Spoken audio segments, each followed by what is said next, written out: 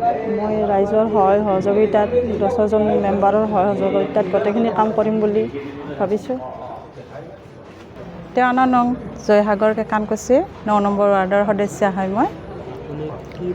আজি মই উপসভানেত্ৰী হিচাপে নিৰ্বাচিত হৈছোঁ। ৰাইজক আমি যিহেতু নৱগঠিত মানে প্ৰাৰ্থী, বৰ্তমান আমাৰ চব সদস্য যিবিলাক সভানেত্ৰী বাইদেউ আৰু ৰাইজৰ সহায় সহযোগিতাত যিখিনি কাম আছে সেইবিলাক আমি এতিয়া নতুনকৈহে হৈছোঁ। আমি তাৰ মানে গোটেইখিনি তাৰে ভিত্তিতহে মানে কামবোৰ আগবঢ়া যাব। আমাৰ ৱাৰ্ডতো সমস্যা আছে, সেই সমস্যা যিহেতু এতিয়া আমি নকওঁ। আপোনালোকক ধন্যবাদ জনাইছোঁ।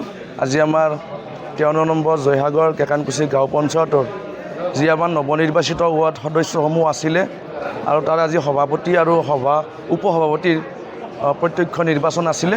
নিৰ্বাচনটোত সভাপতি হিচাপে আমাৰ 9জন ৱাৰ্ড সদস্যৰ সমৰ্থনত নন্দিতা বৰ্মন বৈশ্য ডাঙৰীয়ানী আৰু উপসভাপতি হিচাপে আমাৰ প্ৰতিভা দাস ডাঙৰীয়ানীয়ে জয়লাভ কৰিছে। আৰু এইটো আমাৰ ইলেকশ্যন নহ'ল, আমাৰ গোটেইখিনি সহমততে হৈছে।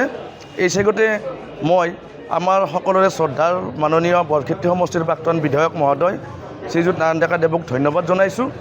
আমাৰ মূল উদ্দেশ্য হৈছে অনাগত 2026 চনৰ নিৰ্বাচনত আমি এই ৱাৰ্ডসমূহত ৰাইজৰ হৈ কাম কৰি আমাৰ মাননীয় বিধায়কগৰাকীক অধিক শক্তিশালী কৰি তোলাৰ বাবে আমি কাম কৰি যাম।